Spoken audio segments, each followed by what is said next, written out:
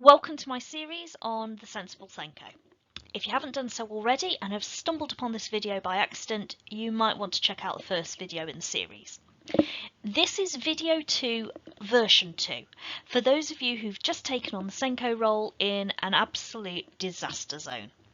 If this is not relevant to you, then check out one of these videos instead. Version 5 is particularly useful if you're a SENCO who's been in role for a while and would like to freshen things up. I make no secret of the fact that the 5 videos are very similar, but each does have its own specifics. So the school wasn't quite on fire when you walked into the role, but it might as well have been. You currently feel like you are firefighting constantly, and as soon as you put out one fire, another one starts. Either that or you're on a roller coaster that's stuck at the bottom of a very steep incline and you feel like you're constantly slipping backwards or about to plummet downwards. This was my last school, and the chances are that if your school is like this, then it took a while to get there. Things like this don't happen overnight. Therefore, it's perfectly reasonable it is going to take some time to resolve the issues, despite the fact that some individuals will expect an overnight miracle to happen, often in the form of a new SENCO. Let's be positive. As the slide says, onwards and upwards. It can't get any worse. Well, that's not strictly true, but I did say let's be positive. When we're in the thick of it, it can be difficult to see the wood for the trees. What we see is a crisis in front of us and those that others are screeching about. If we could take a helicopter and hover over the situation, then we might find that things are not as bad as they seem. That's not to say they're not important and need dealing with, but to use our analogy of fires, if you know anything about the giant bushfires that rage, you'll know there's a small team fighting the actual fire, while the majority is actually involved in fire prevention, clearing the dead wood, creating the breaks, analysing the weather forecast. This is not much different to the things you want to do. You need someone on the ground batting back the current flames and issues, and the rest of the team dealing with what is getting in the way, creating areas of good practice and looking at any changes on the horizon in order to predict where the next flames or issues might appear in order to prevent them or minimise their effect. Of course, all that is easier said than done. You walk in each morning to be bombarded with one problem after another, and because none of them are easy, quick fixes, it often feels like you're not getting anywhere. You're a failure, and you might as well give up. Well, you're not going to. You're going to choose something that is a small win. It could be as simple as emptying out a filing cabinet and organising the information, or something that has a wider impact, such as creating a bookmark to hand out to all staff on the top 10 tips for sensory needs in their classroom. The one thing you can't afford to do is let anyone see that you've given up, because that gives them the excuse to give up too.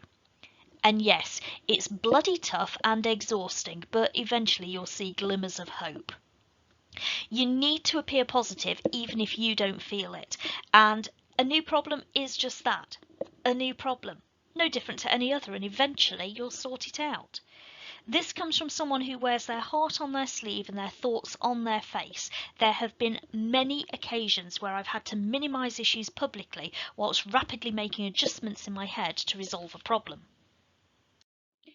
So look at the situation. Write down what's going okay. It doesn't have to be perfect. It's doing okay though, and we can afford to leave it alone for a while. And then what's not going so well? Your fires. Seriously consider, are some of them really your problem, or do they actually belong in the hands of someone else but have been made an SEN issue? We are pretty good at being made the scapegoat for a lot of issues in schools. For example, if the curriculum isn't appropriate for a group of students and this leads to high exclusions and poor behaviour, then the school, not the SEN department, needs to look at its curriculum offer. Yes, you have a role to play in identifying something more appropriate, but it's not your job to deliver it or sort out the staffing. It's not solely your problem. Just like all those SENCOs who are taking over from the perfect previous person or starting up in a new school, you have the opportunity to set up systems that will work for you. Maybe what is in place works, but is just not being used properly. Some changes you'll make slowly, gently, whereas others will be overnight. Cut it and just get on with it. What works will be down to your school, its morals and its way of working, alongside your personality and your strength in managing change. I say strength, and I mean your strength of resolve and determination. If you allow things to slip a couple of times, you might find your new system doesn't work at all within a few weeks. If you're not confident in this aspect of the role, it's really worthwhile doing a little research on change management and how individuals feel or respond when changes are made. It's important to set up your systems. So what do I mean? I mean your identification of students who need support and should be on your register and should be looked after by another department perhaps, and how you record SEN information and share that with the relevant individuals, including staff in school. How you engage with parents, and then how you keep an eye on things and review whether or not it's working. Identification of students to stay or be added to your SEN register ought to be a straightforward task, although in the third video of this series, which should be up, I do talk about how massive differences between local authorities and even schools within local authorities actually exist.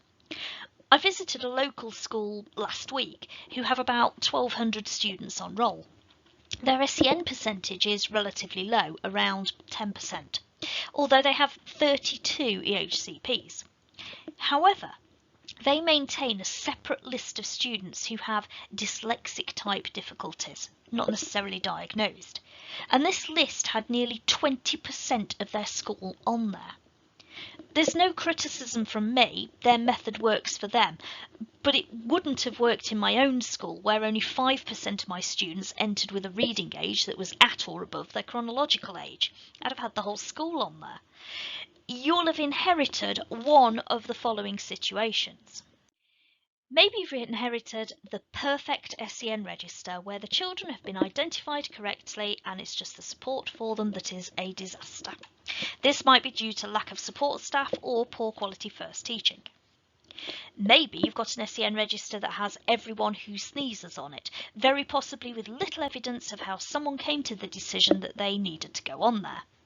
This is a disaster because no one knows what or who to prioritise.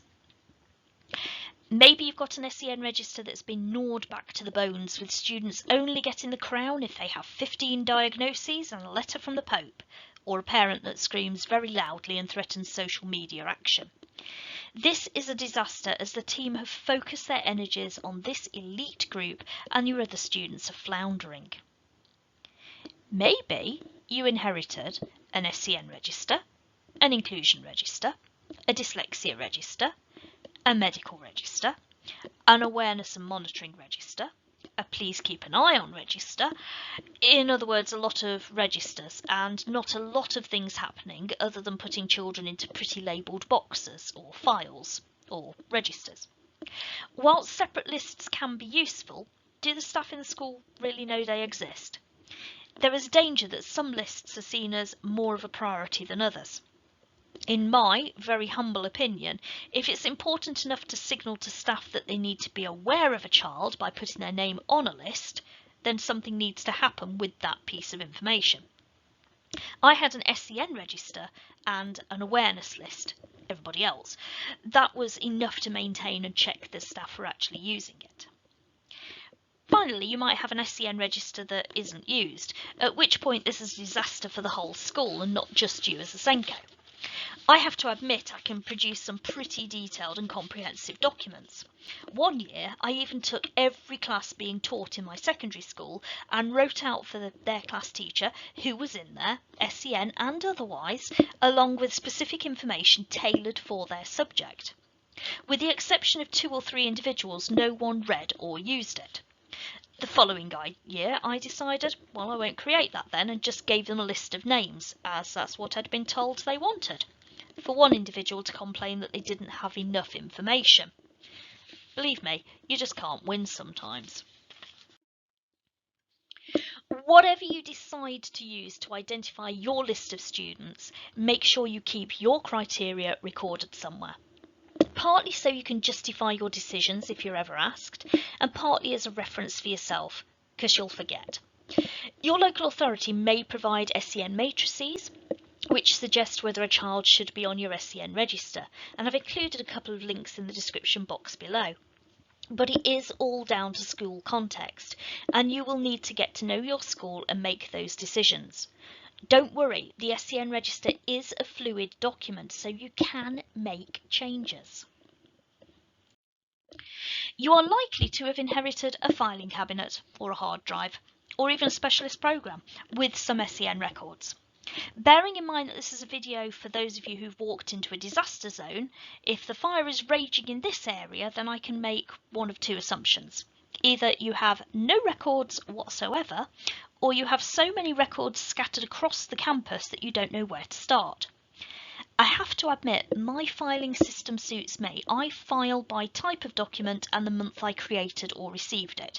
It wouldn't make sense to someone taking over, but it works for me and the way I remember things. Fortunately for whoever took over from me as SENCO in the last school, I had a program within which I created all my SEN records, so they didn't have to suffer my personal filing system. If it appears that you have no records, it could be worth checking their main file and asking class teachers. I've also found them lurking in safeguarding files before now. Pre-GDPR, many class teachers, especially in primary, had a SEN class folder that sometimes followed the child or the class through the school. Also have a chat with your IT technician and see if there's a SENCO email address or an SEN area hidden on the server that they can give you access to. If the folders really are empty, then once you confirm the child is going to remain on your SEN register, you're going to have to speak with families to find out which professionals, if any, are involved and contact them for any records. It won't be an easy conversation, but at least everyone will see you being proactive. My education psychologist was brilliant at hunting down information from within the local authority about some of my students. If you've inherited War and Peace on each child, then you might want to do a bit of judicious pruning. I'm a bit of a control freak and I'd want to do this myself, but I've also experienced burnout, and if I ever inherited this situation again, I'd make sure I involved others. In a large school, you could ask your support team, TAs, to take an allocation of students and go through their information. Assuming this is a paper file, you don't need to keep copies of end-of-year English and Maths assessments, although a record of the results might be useful. You don't need 6 copies of the same letter. An SEN file should contain information about SEN issues, not copies of school reports, letters about being off with a tummy bug, unless it's relevant to their need, or generic school mail-outs about head lice. If you have a completely electronic record without any printouts, then pruning isn't so much of an issue as it is gathering it in one place. You may need to speak with your SLT about employing some admin support to get everything in one place. Whilst they may not see the importance of this, perhaps pointing out that it takes you upwards of an hour to locate information on a single child without even making a start on reading or actioning things, it might make them realise it's not a good use of a SENCO's time. Admin would be much cheaper and it'll allow you to get on with your job. Moving forward, you need to decide what records you're going to keep and how you're going to keep them. Now, you're going to have to win some hearts and minds. You need to share the information with staff in the school. They'll either be used to receiving nothing at all or so much information that they don't know what to do with it. I always think that this is easier to do at the start of a new term and not midway through a rushed staff meeting where everyone is a bit jaded and thinking about what to cook for dinner. It will of course depend on how much time your school can give you to deliver information. I know one secondary school, on the smaller side, who produce one PowerPoint slide per pupil and share this over the course of a 1-hour session during inset. The advantage of this is that the core information is shared, but that it generates discussion about those students amongst staff too. I could see this model working really well in a primary school too, with teachers from previous years giving the insight and those who see the students at break or lunch feeding in their observations. In a larger establishment, this might not be an option, unless you can be creative and have a representative from each department attend a year group presentation. Or you might end up giving the presentation on how you'll be distributing SEN information from now on, alongside a couple of examples. If you can't get in to do a presentation, then you'll have to go with an email and a handout. Produce something that is absolutely foolproof and explains exactly how and where to find information. I'm a little cynical, so I handed this kind of thing to each individual and had them sign to say they'd received it. On the last page, it asked them to email me once they'd read it, answering a question: which student causes you the most concern, by a particular date.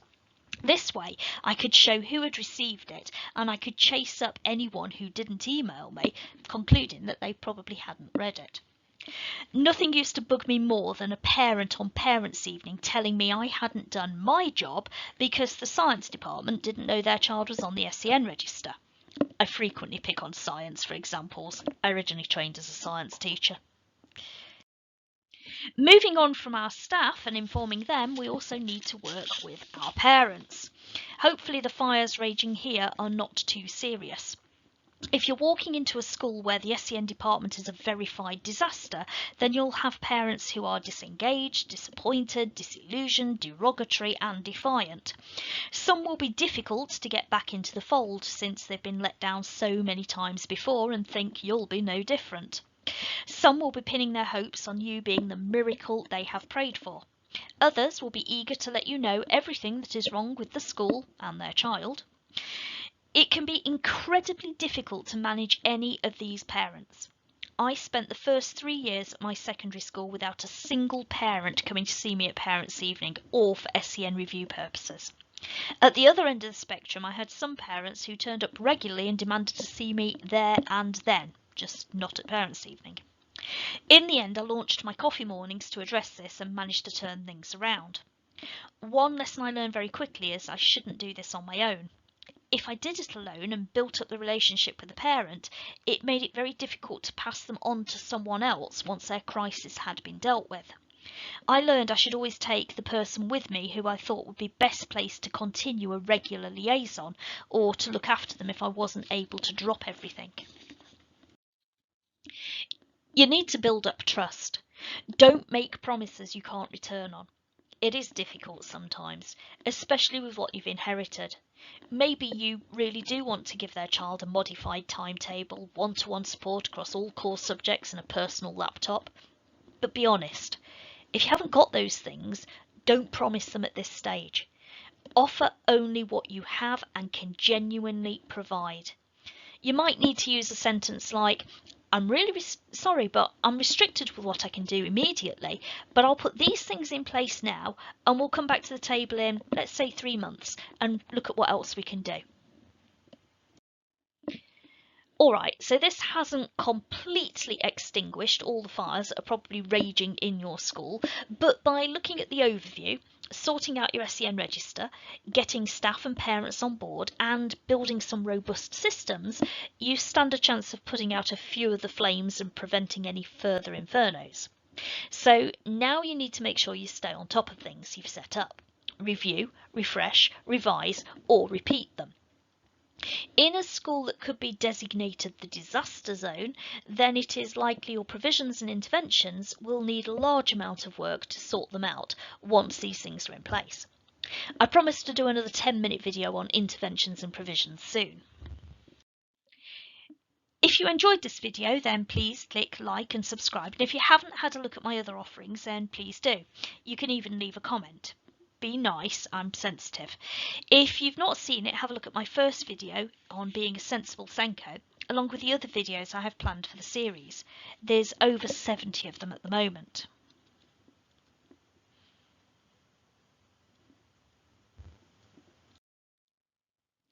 And here's what's coming up next.